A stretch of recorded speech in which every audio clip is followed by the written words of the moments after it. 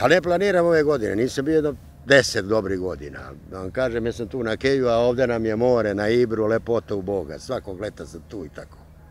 Poslednji put sam bila pre 2 godine na godišnjem odmoru. Nemam nameru ove godine da odem na godišnji odmor, ali nisu u pitanju samo finansijski uslovi, nego i neke druge okolnosti vezane za neke naše namere, da postoji mogućnost i na drugi način da se odmorimo.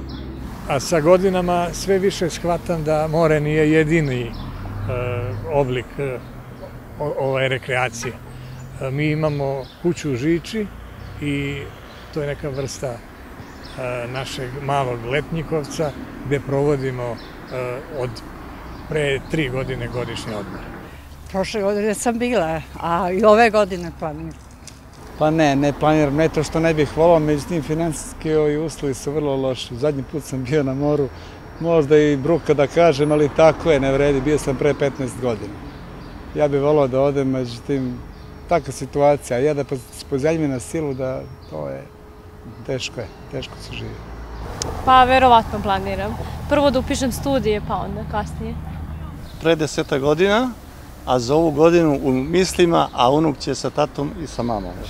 Ja ću sa mamom i tatom da idem u Grčku na more.